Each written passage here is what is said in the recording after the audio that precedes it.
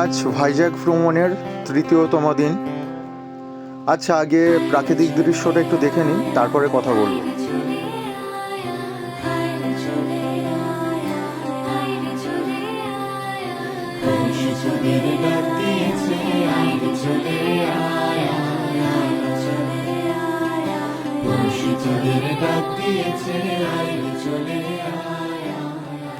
নমস্কার বন্ধুরা, আমি দীপঙ্কর। আজ আবারও একটা নতুন ব্লগ নিয়ে চলে এসেছি তোমাদের সাথে শেয়ার করতে। আমরা ভাইজ্যাক ভ্রমণের এই ট্যুরটা করছি, আজকে তৃতীয়তম দিন।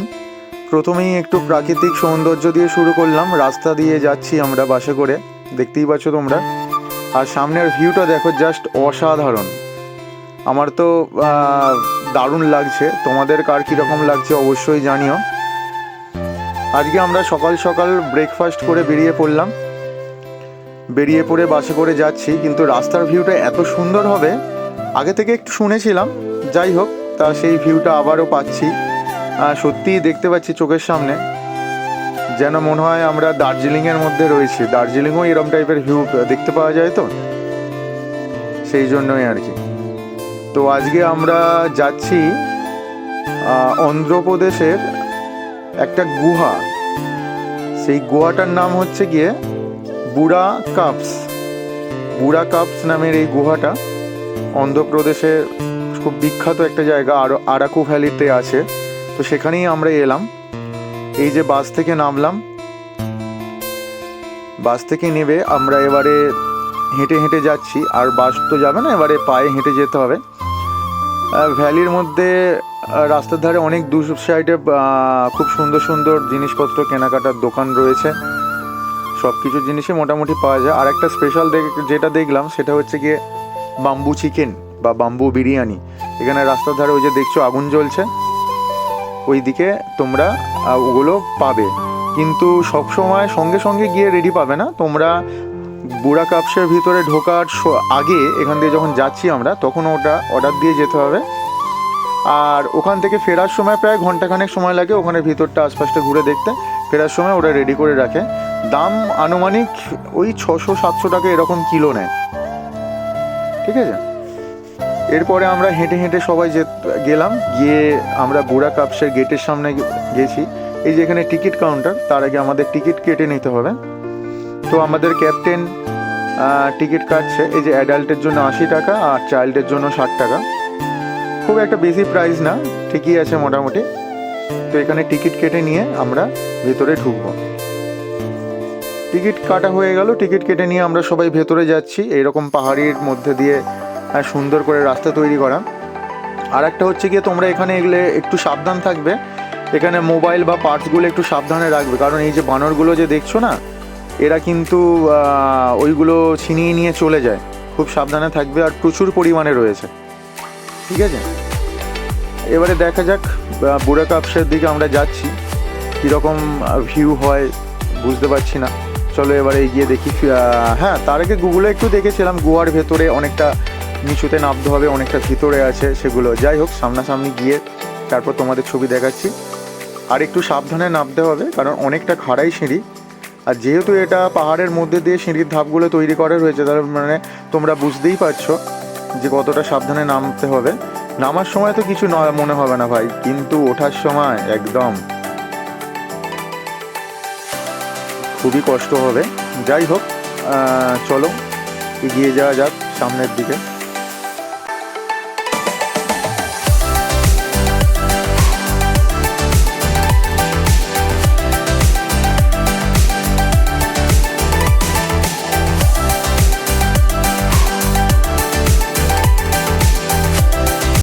কত উঁচু দেখেছো, এক্ষুনির মধ্যে কত নিচে নেমে গেলাম। আর এই যে এখান থেকে বুড়া কাপ শুরু হচ্ছে, এটা জাস্ট এন্টার করছি আমরা ভিতরে। দেখতে পাচ্ছ কত নিচে পর্যন্ত। ভালো করে হয়তো ক্যামেরাতে বোঝা যাচ্ছে না, কিন্তু অনেক গভীর, অনেকটাই গভীর, ঠিক আছে, অনেকটাই গভীর রয়েছে। আর ভেতরে ওই যে লাইটিং যেগুলো দেখতে পাচ্ছ, ওগুলো কিন্তু লাইটিং লাগানো হয়েছে, যার ফলে সৌন্দর্যটা আরও অসাধারণ লাগছে, ঠিক আছে। চলো তো ভিতরের দিকে যাওয়া যাক, পুরোটা তোমাদেরকে কভার করে দেখাবো একদম। পুরোটা, তাতে ভিডিও একটু বড় হয় হোক, কোনো অসুবিধা নেই, কিন্তু আমি যেমন দেখেছি তোমাদেরকেও সবাইকে আমি পুরোটা দেখাবার চেষ্টা করব। কোথাও কোথাও লাইট লাগানো নেই, খুব অন্ধকার রাস্তা, আর পাথরের গা দিয়ে জল নেমে আসছে, হালকা হালকা গড়িয়ে জল নেমে আসছে। ওই যে ফাঁকাটা দেখছো ওইখান দিয়েই জাস্ট আলোটা আসছে, বাকি টোটালটা পুরো ঘেরা। আর এরকম ছোট রাস্তা, খুব সাবধানে হাঁটাচলা করতে হবে, কারণ এমন কিছু কিছু জায়গা আছে যেখানে এতই অন্ধকার যে কিছুই দেখা যায় না, বোঝা যায় না। জাস্ট গুহার শেপগুলো দেখো কত সুন্দর, মানে প্রাকৃতিকভাবে কত সুন্দরভাবে তৈরি হয়, নিখুঁত একদম, যেন মনে হচ্ছে কেউ যেন হাতে এঁকে দিয়েছে বা কেউ যেন খোদাই করে তৈরি করেছে, কিন্তু না, সেরকম কিছুই ব্যাপার না, এটা পুরোই ন্যাচারালভাবে তৈরি হয়েছে। আর রাস্তা কোথাও কোথাও এতটাই সরু হয়ে গেছে যে দুজন মানুষ যাওয়া আসা করার মতনও রাস্তা নেই। কত সুন্দর লাগছে দেখো তোমরা সবাই, জাস্ট অসাধারণ ভিউ, অসাধারণ। সিঁড়ি দিয়ে অনেকটাই কিন্তু নিচে নামতে হবে। যারা বয়স্করা যাচ্ছ তারা একটু সাবধানে যাবে, কারণ নিচে তো আমরা সহজেই নেমে পড়ি, কিন্তু ওঠার সময় না খুব কষ্ট হয়।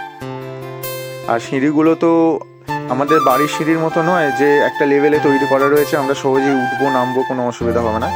পাহাড় কেটে কেটে সিঁড়িগুলো তৈরি করা আছে তো, তাই একটু অসুবিধা হতে পারে হয়তো, আবার কারো কারো নাও হতে পারে। যাই হোক, ওই যে উপরে দেখো, উপর পর্যন্ত যাওয়া যায়, মানে একটা লেভেলই আলাদা হয়। এত সুন্দরভাবে যে ভেতরে করা রয়েছে, মনে হচ্ছে যেন, আবারও বলছি, মনে হচ্ছে যেন হাতে তৈরি করা, কিন্তু খুব সুন্দর নেচার। যাক, তোমরা একটু দেখো ভালো করে।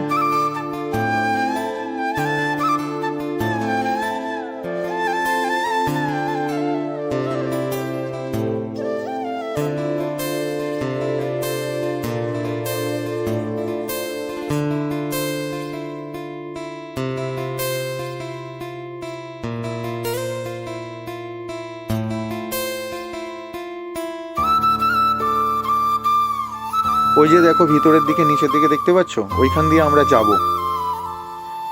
এই যে যাওয়ার রাস্তাটা দেখো, সামনে ওই জায়গাটা তোমাদেরকে দেখাবো। এতটাই সংকীর্ণ জায়গা যে যাওয়া আসা করা খুব টাফ, অনেকটা নিচু হয়ে যেতে হচ্ছে কোথাও কোথাও। এটা অন্ধ্রপ্রদেশ স্টেটের মধ্যে আরাকু ভ্যালিতে এটা সব থেকে খুব ফেমাস জায়গা। যারা বিশাখাপত্তনম ঘুরতে আসে তারা অবশ্যই এটাকে সাইট সিনের মধ্যে রাখবে। আর এটা তোমার বিশাখাপত্তনম যে মেন যে সিটিটা রয়েছে ভাইজ্যাক, সেই ভাইজ্যাক থেকে আরাকু আসতে মোটামুটি ঘন্টা চারেক রাস্তায় সময় লাগবেই, কারণ অনেকটাই দূরে আছে। একদম সকাল সকাল বেরোলে সব থেকে বেটার হয়, হোটেল থেকে মোটামুটি 6টা-7টার মধ্যে বেরিয়ে গেলে সব থেকে বেটার হয়। তোমরা ভালোভাবে ঘুরতে পারবে, ভালোভাবে সময় দিতে পারবে। কোথাও কোথাও আবার রাস্তা এত মসৃণ করা রয়েছে, হাঁটতে খুব ভালোই লাগছে। কিছু কিছু জায়গায় বিশাল অন্ধকারও রয়েছে।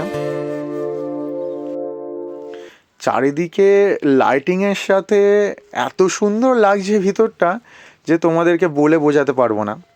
এখানে ফটোগ্রাফিও রয়েছে, তোমরা যদি কেউ এখান থেকে স্টিল পিকচার তুলতে চাও তাহলে তার জন্য এখানে ব্যবস্থা রয়েছে।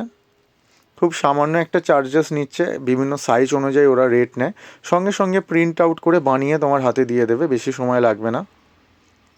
এই যে জায়গাটা দেখো, এটা একদম পুরো গুহার একদম নিচের পজিশন, সেই নিচের পজিশনে গিয়ে পুরো লেভেল হয়ে গেছে, একদম ভ্যালি টাইপের তৈরি হয়েছে। আর এখানে গুহার শেপটা দেখো, মনে হচ্ছে যেন কেউ ওখান থেকে উঁকি মেরে রয়েছে, ঠিক আছে, কেউ পাহাড় থেকে ঝুলে উঁকি মেরে দেখছে তোমাকে। এই জায়গাটা সবাই ফটো তুলছিল, খুব সুন্দর একটা সমান ভ্যালি টাইপের জায়গা ছিল, আমরাও অনেক ছবি তুলেছি ওখানে। তারপর ওখান থেকে একটা শিব মন্দির আছে অনেকটা উঁচুতে, সেই শিব মন্দিরে আমরা সবাই গেলাম। শিব মন্দিরে গিয়ে, এখানে একটাই শিব মন্দির রয়েছে, সেই শিব মন্দিরে কেউ পুজো দিচ্ছে বা কেউ শুধু দর্শন করতে যাচ্ছে, আমরা একটু দর্শন করলাম। এই রকম খাড়াই সিঁড়ির উপর দিয়ে গিয়ে ওই শিব মন্দিরে যেতে হয়, ঠিক আছে, অনেকটা খাড়াই রাস্তা। এই যে লোহার সিঁড়ি দেখতে পাচ্ছ, এই সিঁড়ির উপর দিয়ে গিয়ে ওই শিব মন্দিরে যেতে হচ্ছে, একটা আলাদাই ব্যাপার।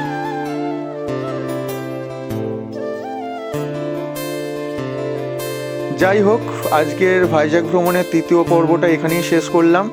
কেমন লেগেছে তোমাদের অবশ্যই তোমরা জানিও। আবার দেখা হচ্ছে নেক্সট ব্লগে, খুব তাড়াতাড়ি আসছে।